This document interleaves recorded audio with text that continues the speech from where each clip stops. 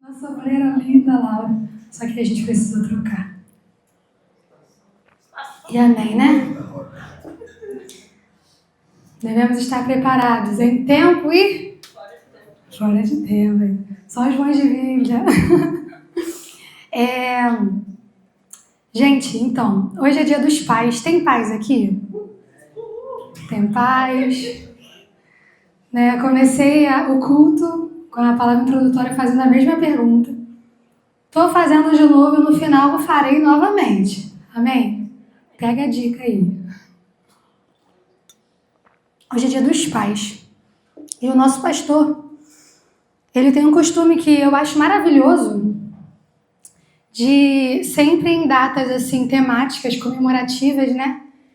Ele traz alguma palavra que tenha conexão com a data. Da igreja, da raiz da igreja que eu me converti, que eu vim, não tinha esse costume. Normalmente datas comemorativas, Dia dos Pais, Dia das Mães, Natal, enfim, Páscoa. Os cultos eram como se fossem cultos normais e a temática das palavras não tinham nada a ver. Era até proposital, era meio que para desconectar o entendimento que se tinha, assim, era meio que estava trazendo um certo paganismo para a igreja, umas datas comemorativas, era um negócio meio assim. Então eu cresci com esse costume de algumas datas comemorativas serem apenas algumas datas comemorativas da porta da igreja para fora. Só que aí Deus me deu um pastor, deu para nós, amém? Um pastor abençoado, que tudo que ele faz para glória de Deus. Todas as oportunidades que ele tem, ele pega e usa para glória de Deus. E eu acho isso maravilhoso. Me deu uma metanoia, né? 360, uma forma diferente de poder ver as coisas e aproveitar as oportunidades que Deus coloca diante de nós. E, tendo como professor, né?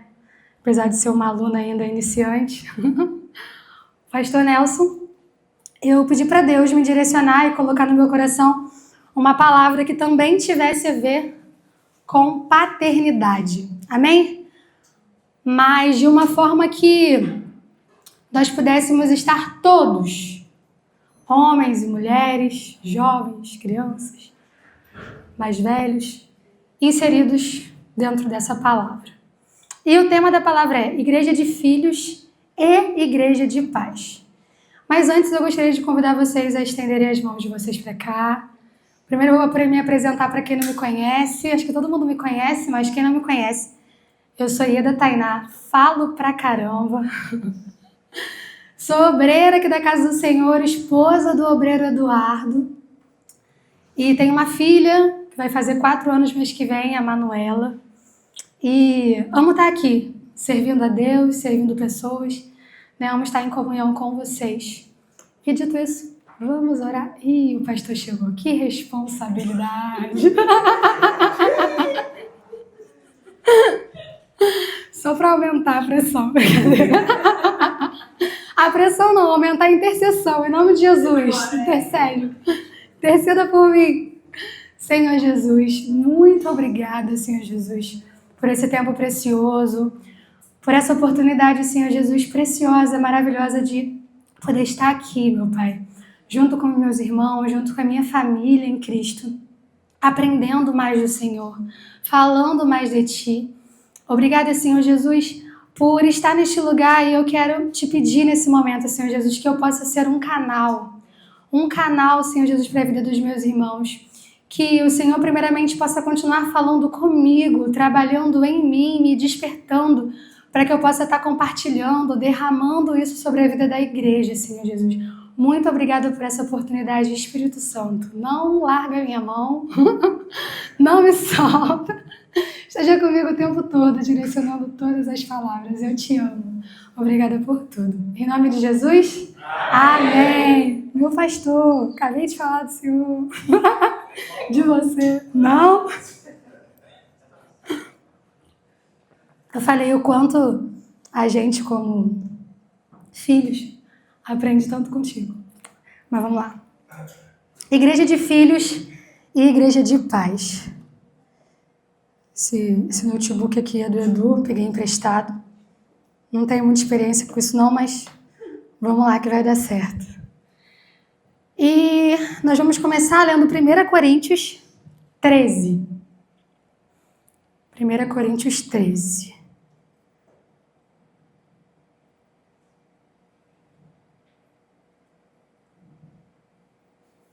Primeira Coríntios 13, 11. Tem quem está abrindo e também quem está lendo aqui. O tamanho ficou bom, gente? Acho que dá para ler? 1 Coríntios 13, 11 diz assim: quando eu era menino, falava como menino, sentia como menino, pensava como menino, mas logo que cheguei a ser homem, logo que cresci, o que aconteceu? Acabei com as coisas de menino. Amém? E quero falar com vocês sobre algumas características de filhos e de pais, né? O tema, a gente já falou aqui que é a igreja de pais e a igreja de filhos. Vamos falar juntos aqui sobre 10 características de filhos? A primeira delas, fragilidade. Quem é pai, né, agora já trazendo já para o âmbito da paternidade aqui, né, física, sabe o quão frágil é um filho, quão frágil é uma criança. E quanto mais novo, quanto mais recém-nascido, mais frágil. É tão frágil que às vezes parece que vai quebrar, né? A gente tem todo aquele cuidado para ver se está bem, para ver se está respirando, para ver o que está acontecendo com ele, para ele não se machucar, né? Então, primeira característica de filhos, fragilidade. Segunda característica, dependência dos pais. Um filho, quanto mais novo é, e até uma idade avançada, adulta, e às vezes até passa um pouco, quanto mais novo, mais dependente dos pais. Uma criança, o que ela sabe fazer sozinha? Quando ela nasce, ela não sabe fazer nada sozinha, ela não sabe se limpar, ela não sabe falar, ela não sabe pedir, ela não sabe se comunicar, ela só sabe chorar, só sabe fazer barulho, só berra e berra e berra, e a gente que lute para descobrir o motivo do berro, né? Às vezes, agora indo para a parte de pais, às vezes como pais a gente já vai ficando mais esperto, pegando aquela experiência, entendendo o choro, mais atentos, mas eles são muito dependentes dos pais e continuam, né? Vai melhorando, vai deixando já de fazer xixi nas calças, na fralda, glória a Deus, vai deixando de fazer cocô na fralda, vai pedindo para ir ao banheiro sozinho, vai com o tempo aprendendo a se alimentar, graças a Deus, vai aprendendo a andar, a correr, enfim. Mas até esse tempo chegar, ele é dependente demais. Não paga a conta, né? Até uma certa idade. Enfim, totalmente dependente, né? E uma terceira característica de um filho, a imaturidade. Filhos ainda são muito imaturos, né? Quanto mais jovens, mais imaturos. Não tem ainda, não tem o preparo, né? A gente pode comparar a, por exemplo, vou dar uma comparação aqui, um arroz. Um arroz cru e um arroz cozido. O filho é como se fosse um arroz cru, né? Ele ainda não está preparado, ele precisa passar pelo processo, né? Pelo processo de amadurecimento para estar pronto. Então, filhos são muito imaturos. E, consequentemente, 4, inexperiente, né? Para vocês, assim, o que vocês entendem como inexperiência? É a falta da prática. Concorda comigo? Quanto menos se pratica, menos experiência tem. Quanto menos você age, menos você sabe agir. Amém? 5. A quinta característica. Falta de conhecimento. O filho nasce conhecendo nada. Tudo que você falar para ele, ele vai acreditar. Tudo que você fala, ele acredita. Essa terceira peça aqui, chamada Blazer, é rosa. Amém? Mas se você falar para um filho, para uma criança, que ainda está aprendendo, que ainda está conhecendo as cores, que isso aqui é azul, ela vai acreditar? Vai. Porque falta a ela o quê? O conhecimento. Sexta característica, falta de discernimento. A criança, muitas vezes, ela não entende o que é certo, o que é errado. Muitas vezes, o que ela ouve, ela associa de uma forma completamente diferente da mensagem que os pais estão querendo passar para ela, porque ela ainda não tem discernimento. Ela quer uma bola que caiu do outro lado da rua. Ela não vai ter o discernimento de entender que aqui é uma rua, que passam veículos e que ela primeiramente precisa pedir para um adulto atravessá-la ou olhar para a direita e para a esquerda para ver se tem algum carro passando. Não. Ela vai querer atravessar a rua, olhar para aquela bola, focar naquela bola e dizer quero aquela bola e ir embora. E aí entra os pais também, né? Para ficar atentos. E com isso, né, também entra a característica número 7, que é a necessidade de ensino e correção constante. A criança, ela precisa, o filho precisa, ele tem necessidade de ser ensinado. Meu filho, isso aqui é assim, isso aqui é assado, isso aqui funciona desse jeito, isso aqui pode, isso aqui não pode. E entra na cabeça do filho, de um filho, rapidamente, o que pode e o que não pode? Não. Tem uma tomada ali, naquela tomada, você não pode mexer. Tu não pode botar o dedo. Aqui tem um fogão, meu filho, isso aqui é fogo.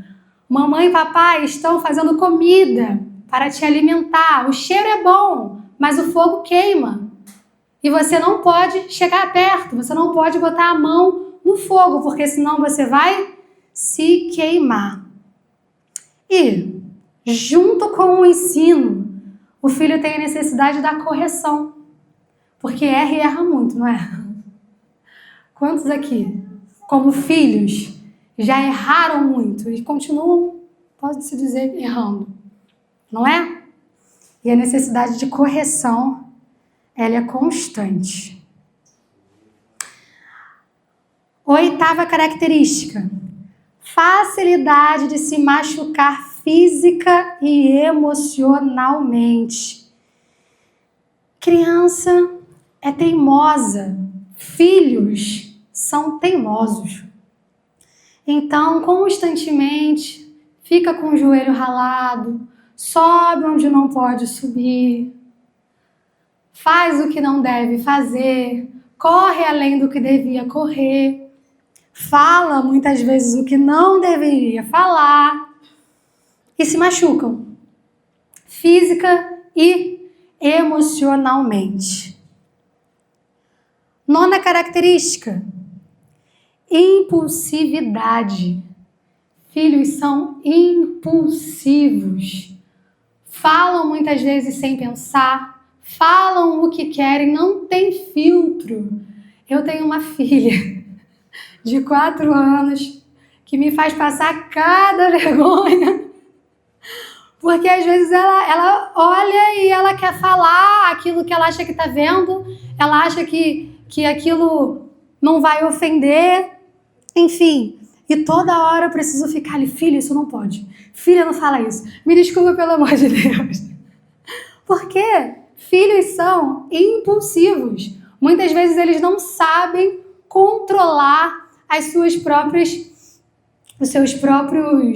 instintos, os seus próprios pensamentos, né? A gente pensa muitas coisas, mas é tudo que a gente pensa, a gente fala? Criança fala. O que ela pensa, muitas vezes ela fala. E a 10ª característica: egocentrismo natural da infância.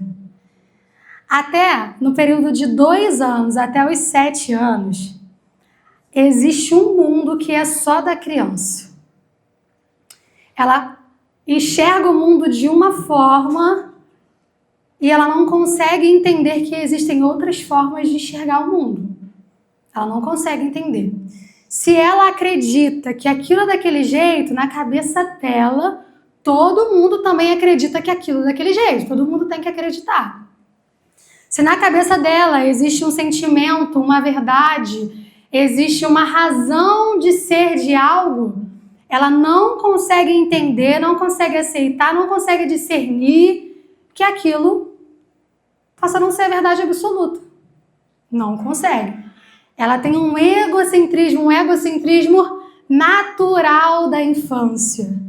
Se eu acho que é assim, é assim. Se eu quero que seja assim, eu quero que seja assim. Ela só consegue se enxergar, olhar para si, para as suas vontades, para os seus desejos. E com isso, ela acaba sendo egoísta. Amém? Falamos aqui, rapidamente, sobre 10 características de filhos. Tem muitas outras. Amém? Mas vamos parar nessas aqui. E agora, nós vamos para 10 características de pais. Maturidade. Ao contrário dos filhos, né, que são imaturos ainda, que estão ali no processo de amadurecimento, no processo ainda de crescimento, assim como eu dei o exemplo do arroz, no processo de cozimento, amém? Os pais, né, em contrapartida, eles já alcançaram ou deveriam já ter alcançado um nível de maturidade. Amém? O tempo do arroz cru passou. Deixa para o filho. O pai, né, precisa ser um arroz pronto. Uma panela pronta. Vou procurar ser essa panela pronta. Né? E na segunda característica de pais, entra a experiência. A experiência, muitas vezes, ela traz também a maturidade, né? E o pai já viveu muita coisa. Muita coisa, né? Às vezes os pais, né, são muito incompreendidos pelos filhos. Por quê? Justamente pela experiência.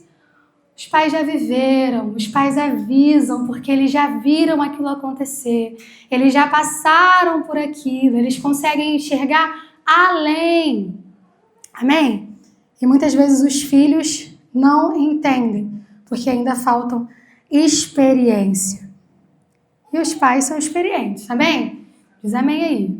Profetiza, se tu não é, profetiza.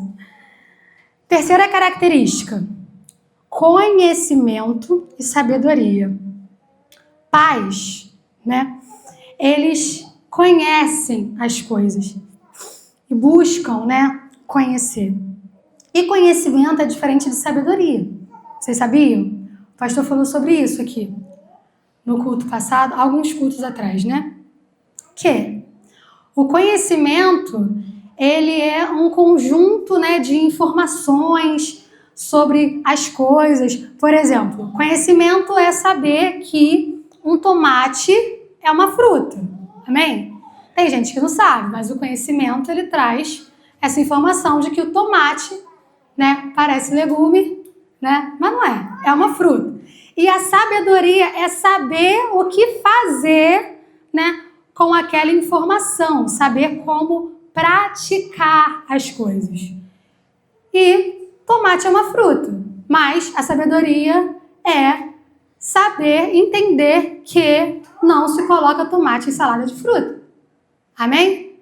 Tem a salada de fruta, mas o tomate faz parte dela? Não. Então é diferente.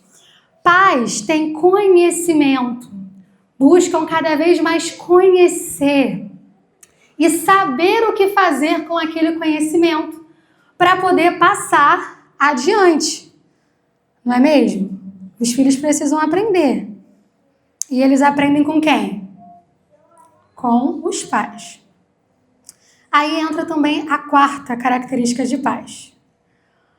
Pais são, ou deveriam ser, responsáveis. Pai tem responsabilidade. Amém? Responsabilidades que filhos não têm, pais têm. Pais precisam ser responsáveis com aquilo que eles falam. Pais precisam ser responsáveis com os filhos que eles colocam no mundo. Pais têm contas a pagar, têm prestação de contas a dar, que muitas vezes filhos não têm, ou não têm no mesmo nível de responsabilidade de um pai. E aí entra a quinta característica. O pai também é o provedor. É do pai que muitas vezes vem a provisão, né? O pai tem a responsabilidade de prover, que o filho não tem.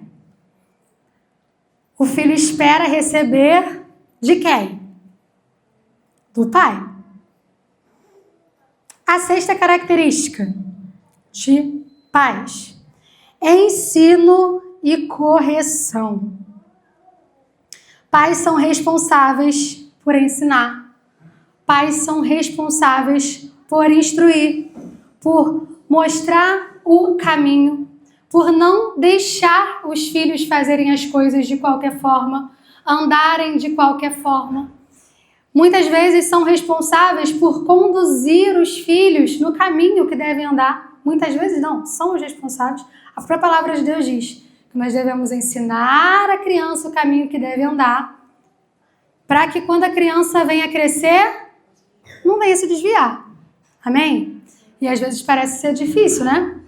Mas é a responsabilidade do pai. E, junto com o ensino, vem a correção. Corrigir, às vezes, é cansativo, né? Às vezes você está ensinando e parece que, cara, não entra na cabeça do filho aquele ensinamento e, muitas vezes, a vontade de desistir. Ah, quer saber? Deixa pra lá. Não vai aprender, não. Não vai entrar na cabeça dela. Mas um verdadeiro pai que ama, o que ele faz? Ele corrige. Tem gente que confunde, né, amor com omissão. Ai, deixa, tadinho, né? Eu amo tanto ele. Não, ele fez isso, tá errado, ele tá indo pra aquele caminho ali que não tá legal. Mas, poxa, vai ficar tão triste. Meu filho vai ficar triste comigo, eu vou ter que corrigir, vai dar trabalho, eu vou ter que botar de castigo, eu vou falar não aqui, vai chorar, vai gritar, vai espernear, vai dizer que não me ama mais, vai dizer que me odeia, vai querer ir pra casa da avó, vai querer... Quer saber? Corrige não. Deixa aqui. Deixa ele aqui. Depois eu corrijo. Isso é omissão. Dessa forma, os pais não estão ensinando o filho o caminho que ele deve andar. Depois a conta chega. Amém? Dá trabalho, dá muito trabalho, mas ali entra a sétima característica também, que pais precisam ter paciência. Amém? Tem como ensinar e corrigir sem ter paciência? Não tem. Porque a impaciência faz a gente ensinar tudo errado. E faz a correção ser mais errada ainda. Porque a impaciência não faz a gente corrigir, faz a gente descarregar a nossa ira. e a mensagem que a gente passa é totalmente oposta à mensagem que a gente deveria passar, ou até mesmo que gostaria. Às vezes a gente acha que a gente está ensinando, corrigindo, mas a gente está fazendo um estrago ainda pior que o primeiro, né? Paciência e misericórdia. Os pais precisam corrigir, precisam ensinar, sim, mas venhamos e convenhamos que às vezes o castigo, né, a correção que o filho merecia era uma bela correção, era um belo castigo, mas o pai vai lá com misericórdia e abranda, né? Às vezes chega para o filho merecia ficar uma semana sem videogame, uma semana sem ir para a rua jogar bola, uma semana sem fazer algo. Mas aí, nos 3 primeiros dias, nos 4 primeiros dias, ele se comporta tão bem, ele demonstra que aprendeu, sabe? Que aí o pai chega e fala, olha, era para durar mais o seu castigo, você merecia mais, mas eu vou agir aqui com misericórdia, entendeu? E vou liberar você aí desse castigo. Pais fazem muito isso, né? Tem muita misericórdia. Amor sacrificial. Gente, só os pais, principalmente de criança pequena, sabe o sacrifício que é você criar um filho, você ter um filho. A paciência que você precisa ter, sabe? A dedicação que você precisa dar. Você precisa muitas vezes sacrificar a sua própria vontade, o seu próprio prazer, o seu próprio tempo, aquilo que seria bom aparentemente para você, em prol de quem? Em prol do filho. Porque os pais entendem que os filhos são totalmente, sabe, dependentes dele e que ele é totalmente responsável pelo bem-estar daquela criança, pela criação daquela criança. Então, o que os pais muitas vezes fazem? Se sacrificam em prol do filho. Amém? Amém. E vem a 9ª característica. Cuidado constante. Pais precisam cuidar constantemente. Amém? Porque se a gente se distrair, muitas vezes dá ruim. Muitas vezes a criança, ela se desvia ali do propósito do caminho, ela erra o alvo, ela se machuca, né? Ela cai. Então o cuidado, né, dos pais precisam ser constante, né? E a 10ª característica. Exemplo. Pais, né? A gente muito fala, os pais falam muito. Não faz isso, não faz aquilo. Aquilo não pode, isso pode. Não fale palavrão. Você precisa respeitar sua mãe. Você precisa obedecer seu pai. Você precisa estudar. Você precisa fazer isso, você precisa fazer aquilo, você precisa ser assim, você precisa ser assado. Mas o exemplo, ele grita muito mais alto.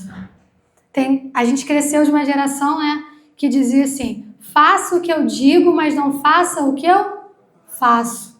Putz. Totalmente errado. Pais, né, devem assumir a responsabilidade. São responsáveis por assumir a responsabilidade de ser exemplo, de dizer, faça o que eu digo e faça o que eu faço. É responsabilidade do pai ser exemplo para o filho, buscar ser melhor pelo filho. Eu busquei ser melhor pela minha filha. Tinham costumes, maus costumes que eu tinha, que por mais que parecessem inofensíveis, por mais que parecessem pequenos, a minha filha estava começando a reproduzir. E aquilo não era legal. Eu falei, eu preciso melhorar. É um detalhe, mas que faz toda a diferença. Orar antes das refeições. Eu orava rapidamente em pensamento. Comecei a orar intencionalmente, em voz alta. Filha, vamos tomar o café da manhã, vamos almoçar, vamos orar, vamos agradecer a Deus pelo dia de hoje. E ela começou, com o tempo, a fazer a oração dela, repetindo as minhas palavras. Através do quê? Do exemplo. E às vezes eu percebo que eu tenho costumes de linguagens que eu nem me atento, mas porque ela começa a falar. Aí eu, quem é que fala isso? Depois eu me pego falando, sou eu que estou imitando ela ou ela que está me imitando? É ela que está me imitando. Então os pais são responsáveis por dar exemplo. E bônus. Característica bônus, né? Pais são responsáveis por incentivar o crescimento e a autonomia. Pais precisam entender que eles não criam filhos para serem crianças eternamente.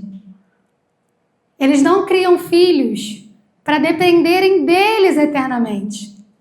Alguém conhece um pai assim? Que cria o seu filho de uma maneira totalmente dependente? E o que acontece normalmente com esse filho?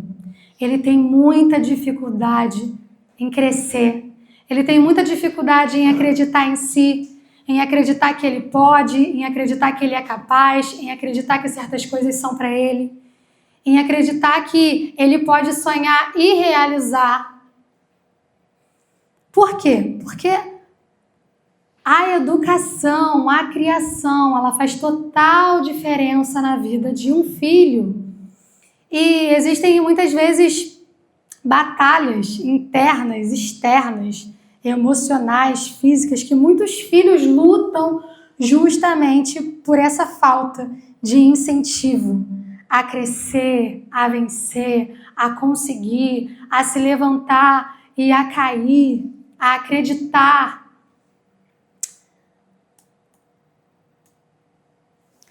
Aí, o que acontece? Trazendo para a nossa vida, lá em 1 Coríntios 4, 14 e 17, do 14 ao 17 diz assim, isso aqui foi o apóstolo Paulo, escrevendo a primeira carta dele aos Coríntios. Não estou tentando envergonhá-los ao escrever estas coisas, mas procuro adverti-los como a meus filhos amados. Ele chamou de filhos amados os filhos físicos deles, os filhos carnais? Não, o povo de Corinto. Embora possam ter 10.000 tutores em Cristo, vocês não têm muitos pais, pois em Cristo Jesus, eu mesmo, o quê? Os gerei por meio de onde?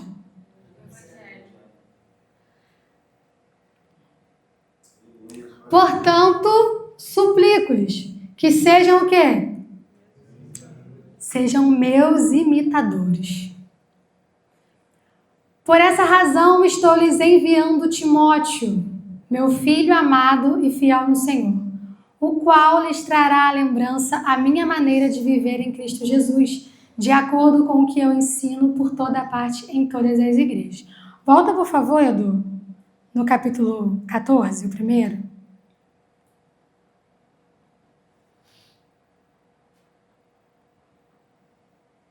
Isso aí, no 14. A gente leu aqui sobre 10 características de filhos e sobre 10 características de pais com uma característica bônus. Amém? E essa mensagem não é sobre filhos e pais carnais, né? Sobre crianças e sobre homens, sobre a figura paterna, né? Natural. Mas também sobre filhos e pais espirituais. Deus chamou o apóstolo Paulo, né, como um filho, e o ensinou e o instruiu, né, para que ele desse continuidade ao legado. E chegou a hora dele dar continuidade a esse legado. E aos Coríntios ele disse: não estou tentando envergonhá-los ao escrever essas coisas, mas procuro adverti-lo como a meus filhos amados. É responsabilidade dos pais espirituais ensinarem e advertirem seus filhos amados. Pode dar sequência, Edu. E continua, né? Dizendo que a paternidade dele foi gerada pelo meio do Evangelho. Amém?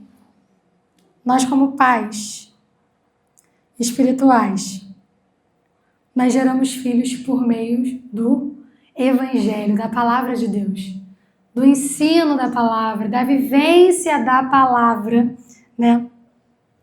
Nós somos responsáveis por gerar filhos e filhas. E no capítulo 16, ele diz: portanto, suplico-lhes que sejam meus imitadores. Deus nos chama como filhos para que a gente possa passar por todo o processo de amadurecimento, de crescimento, até chegarmos à fase adulta, até a fase que a gente deixa de ser menino. Precisamos deixar de ser meninos e chegarmos ao ponto de dizermos: me imitem. Qual estágio da vida nós estamos? Qual estágio da vida nós estamos hoje? E ele continua, né? Dizendo que por essa razão ele está enviando Timóteo, seu filho amado e fiel no Senhor, o qual lhes trará a lembrança a maneira de quem viver em Cristo Jesus? A maneira do Pai, a maneira do Paulo. Se as pessoas que Deus coloca, sabe, sob a nossa responsabilidade, trouxerem a lembrança, a memória delas, a nossa maneira de viver em Cristo Jesus, o que elas vão estar aprendendo? O que elas vão estar aprendendo a replicar, a viver com o exemplo? Deus, ele cria filhos, ele chama filhos, ele adota filhos, ele gera filhos, para que sejam meninos para sempre, para que sejam eternas crianças. Vocês já tiveram a oportunidade de conhecerem adultos infantilizados? Com dificuldade, né, de intelecto, de crescer. Em que fase nós estamos? Na fase ainda de criança? Na fase ainda da infância? Qual fase nós estamos?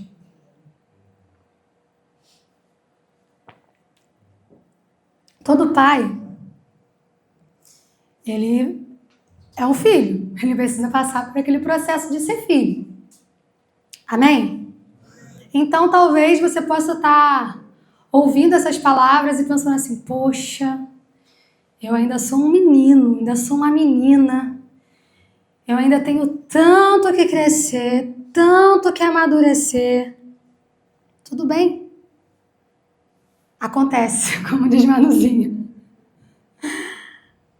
Mas essa fase precisa passar. Amém? Não queira ser para sempre uma eterna criança. Uma eterna pessoa inexperiente. Estava conversando com o Bruno lá atrás, na parte do café da manhã. Posso compartilhar? Aí, ele está entrando agora na escala dos obreiros, glória a Deus. E como obreiro, ele tem responsabilidades. Todos que entram na escala de obreiro têm responsabilidade. De chegar cedo, de ver o café, de botar a mesa do café, de ver como as coisas estão organizadas, se tem papel nos banheiros, manter a organização, né, do templo. E ele fez o café. Ele não tinha experiência em fazer café em quantidade. Aí ele falou para mim assim: poxa, eu acho que o meu café ficou um chafé. Aí eu falei para ele, Bruno, não tem problema, a experiência leva ao aperfeiçoamento. Da próxima vez, você vai saber que você precisa colocar uma quantidade a mais de pó na máquina lá de café. Mas por quê que ele vai saber? Porque ele já teve a experiência anterior. E às vezes a gente não se permite avançar, não se permite fazer, não se permite aprender, porque a gente tem medo de errar, a gente tem medo da desaprovação, a gente tem medo, sabe, de decepcionar, de constranger ou de se decepcionar. A experiência leva ao aperfeiçoamento. É tentando, muitas vezes, que você vai acertar. Como uma criança, como um filho que aprende a andar. Quantas vezes não cai? Quantas vezes não tropeça? Mas não aprende? Você sabe andar? Você sabe correr? Você sabe pular? Você não nasceu aprendendo. Mas você não desistiu, olha que legal. E na vida espiritual é a mesma coisa. Para de desistir em nome de Jesus. Não desista, não desista. A experiência vai te levar ao aperfeiçoamento. O fato de você não desistir vai fazer com que outros não desistam. Você sabia disso? Que o fato da gente desistir faz com que outros desistam? E o fato da gente não desistir faz com que outros também não desistam? Às vezes a gente não quer ter essa responsabilidade.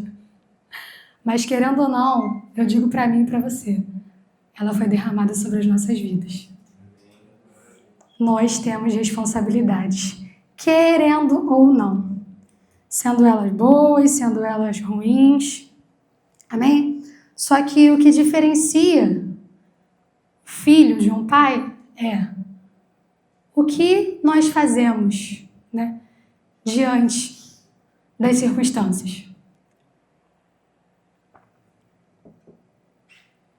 Nós aprendemos com a experiência e avançamos, ou nós ficamos errando sempre no mesmo lugar, não passando de fase. A vida é feita de fases. Amém? E nossa vida, eu ouso dizer que ela é uma eterna fase que a gente só vai zerar quando chegar na glória. Você vai continuar, passando. Chega um ponto que você já aprendeu aquilo ali, que você já dominou, já passou de fase e agora maravilha. Tem gente que diz, tá glória e maravilha. Venci, é isso aí. Glória a Deus, agora eu vou descansar. Sabe de nada, inocente. Tem outra fase te esperando para tirar você da zona de conforto, para te movimentar, para te impulsionar, para te fazer crescer, avançar.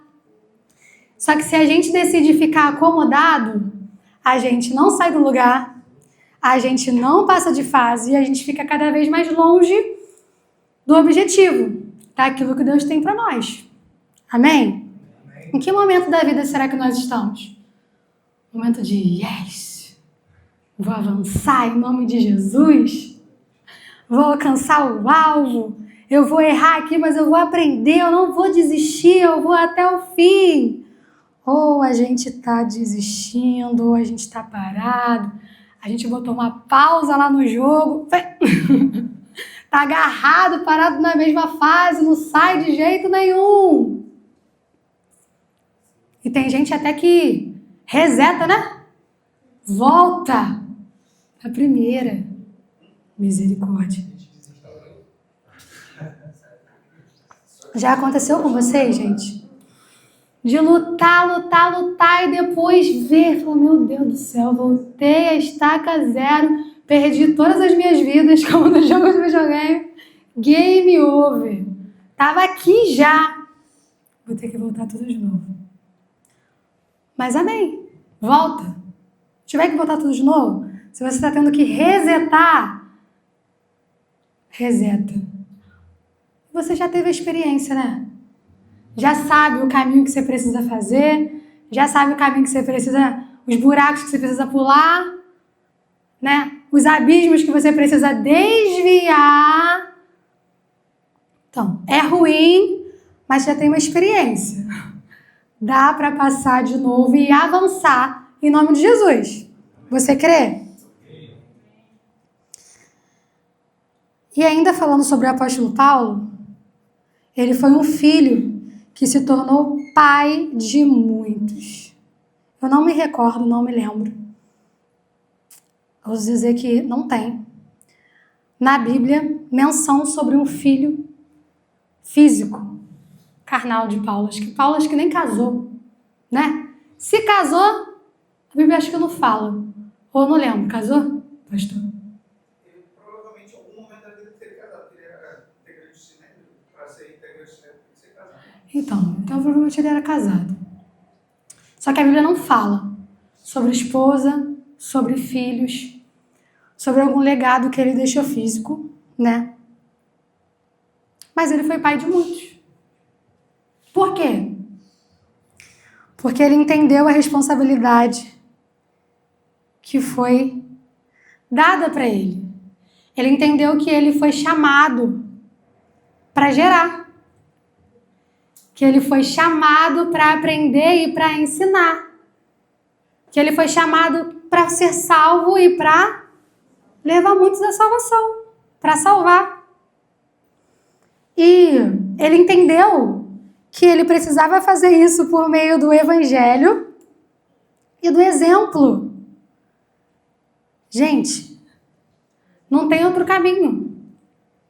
Não tem outro caminho. Jesus não nos chamou, ele não nos alcançou, nós não estamos aqui nesse lugar para ficarmos apenas satisfeitos, felizes com Jesus, para sentirmos a paz que excede todo entendimento, darmos glória a Deus, aleluia, irmos para as nossas casas, deitarmos nossas cabeças no travesseiro, dormirmos felizes, contentes com o que Deus tem feito nas nossas vidas, e glória a Deus por isso.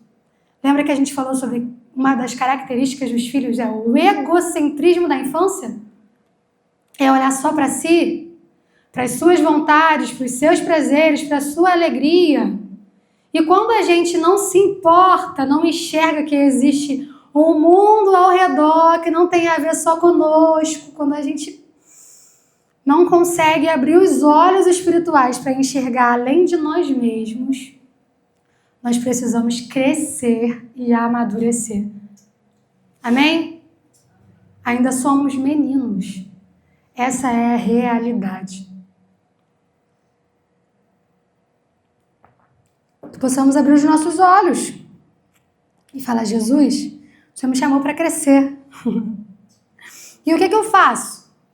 O que eu faço diante disso? Como fazemos isso? Como geramos filhos? Como nos portar diante disso, né? Pregar o evangelho. Amém? Muitos têm dificuldade de pregar o evangelho, outros têm facilidade. Dar exemplo, às vezes é fácil em certos pontos, às vezes não tão fácil em outros pontos. Mas nada disso vale você usar palavras, você querer mostrar uma boa postura, se você não tiver amor. De nada vale palavras, de nada vale direcionamentos, apontamentos, se você não amar. De nada vale, né? Lá em 1 Coríntios 13 fala a respeito disso, que conhecimento, sabedoria, nada disso vale se você não tiver amor, se você não amar. E muitas vezes a gente não sabe muito bem o que é amor, o que é amar. Mas hoje a gente cantou sobre amor. Quem é que cantou sobre amor? Cantou sobre ser amado por Jesus. E no momento do louvor eu falei sobre não merecer. A gente não merecia, a gente não merece, mas Ele nos ama, né? E amar quem nos ama, caraca, é fácil demais, né? Mas Jesus, ele amou a gente e ele ama. Mesmo sem a gente merecer, a gente nem sabia quem ele era. A gente fazia tudo errado. E hoje em dia a gente ainda erra pra caramba. Estamos dispostos a amar como Jesus amou, a amar como Jesus ama. A amar quem está errando, a amar quem está vacilando, a amar quem está errando o alvo, a amar quem está falando e fazendo coisas que você reprova, que você não concorda, que você repudia. Estamos dispostos a amar com o amor de Jesus? Ou a amar com o nosso próprio amor?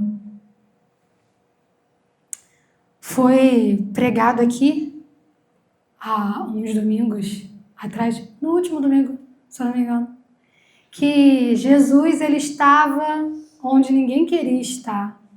Ele sentava à mesa de... Gente, talvez a gente não quisesse ser sentado naquele lugar, mas Jesus sentava, porque ele vivia intencionalmente. A gente erra o alvo, muitas vezes a gente se distrai porque a gente deixa de viver uma vida com intencionalidade. Pais precisam ser intencionais. Senão dá ruim. Senão a gente se distrai, senão a gente erra. Senão a gente não cumpre o nosso papel, o nosso propósito. Jesus, ele era intencional em tudo que ele fazia, em tudo que ele falava, em todos os lugares que ele estava. Ele era criticado, ele era apontado, ele era julgado, mas ele era intencional. Ele sabia que ele tinha um propósito e que ele ia cumprir aquele propósito até o fim. Sabe por que a gente para, muitas vezes? A gente desiste da paternidade? A gente desiste de gerar filhos, de gerar filhas, porque a gente esquece o propósito, a gente deixa de ser intencional. A gente esquece o chamado que a gente tem, quem nos chamou, para que ele nos chamou. A gente começa a fazer e no meio do caminho a gente esquece. Por que eu comecei a fazer isso aqui? Aonde que eu quero chegar com isso aqui? Para que eu vou perder meu tempo com isso aqui? Para que eu vou gastar minha vida com isso aqui? Porque fulano não merece, porque ciclano não merece, porque não fazem por mim, porque não pensam em mim. Perde o alvo. A gente tem esse costume, esse mau costume feio de começar coisas e não terminar, porque a gente perde a intencionalidade, a gente perde o propósito. Quando a gente é intencional, a gente passa por situações difíceis, a gente passa pela dificuldade, entendendo que aquilo é necessário, entendendo que aquele que começou a boa obra, ele é fiel para cumprir. Pode parecer que não está dando certo, pode parecer que vai dar tudo errado, pode parecer que é perca de tempo, pode parecer que você está gastando a sua vida em vão.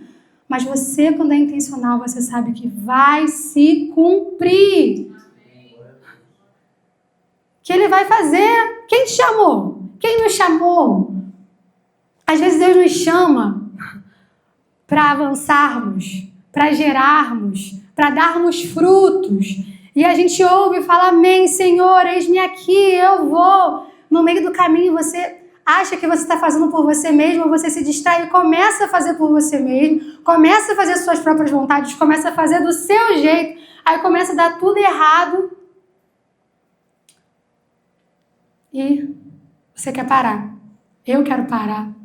Porque aí a gente começou legal. Mas o fim das coisas são mais importantes. Mais vale como a gente termina. Cara, às vezes a gente começa errado. A gente começa sem saber começar, sabia? A gente vai na fé.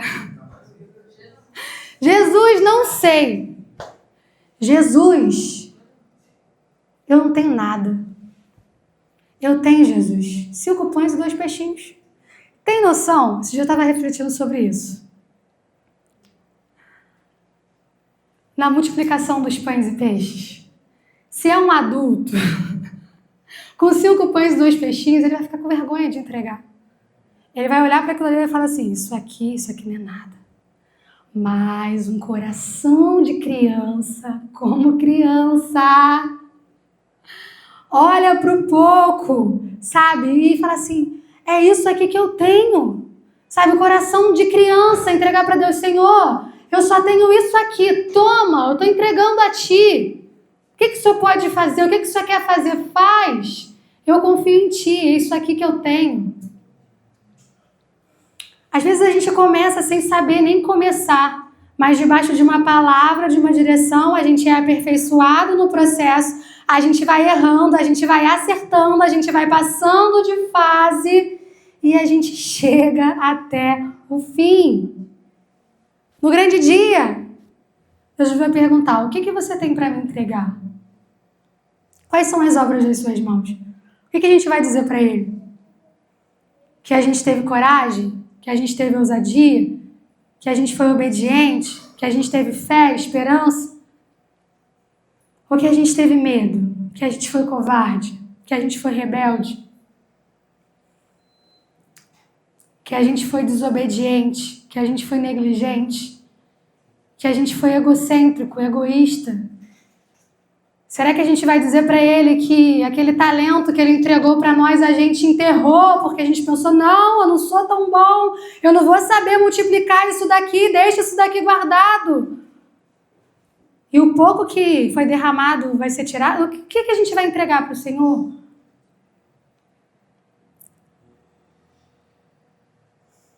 E a gente precisa amar. Porque se a gente não amar, a gente não faz nada direito e nada bem feito. E quando a gente ama, o que a gente faz? Pode dar sequência aí, Edu, os próximos 4.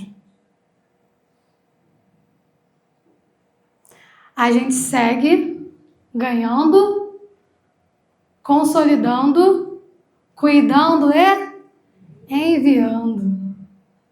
A gente entende que a gente é igreja de filhos e pais. Igreja de discípulos e discipuladores. Filhos e pais. Não somos chamados apenas para ser filhos. Amém? Você consegue entender isso? Você pode dar um glória a Deus por isso? Glória a Deus. Glória a Deus. Fomos chamados para ganhar pessoas. Amém? E a gente já entendeu que a gente ganha através do Evangelho, através do exemplo, através de uma vida de intencionalidade. Mas também entendemos que um filho precisa ser cuidado, precisa ser acompanhado, precisa ser alimentado. E a responsabilidade de fazer isso é do pastor Nelson, pai de muitos. É dele apenas? Não, é nossa. A gente como igreja precisa assumir a nossa responsabilidade, porque senão a nossa igreja cresce de filhos desnutridos. A igreja fica cheia de filhos, sabe, sedentos, precisando de pão, precisando de água, porque a realidade é que quem consegue se alimentar ou beber água apenas 1 ou 2 vezes por semana, o que acontece com o nosso corpo? E no mundo espiritual é da mesma forma, gente. Então a responsabilidade é nossa. Acompanhar, cuidar e fazer o quê? Que foi lá, né, o bônus da característica do pai. Incentivar o crescimento e a autonomia, enviando. Filho, vai, em nome de Jesus, e dê frutos. Frutos para onde? Para a eternidade, para a glória de Deus. Às vezes, como pais, a gente acha que nossos filhos nunca estão prontos. E geramos filhos com deficiência, porque a gente não deixa eles crescer. A gente segura. Não, não vai. Não, não está pronto. Não, não pode. Não, não é o tempo. Não, não, não, não, não, não, não. Incentivo ao crescimento e autonomia.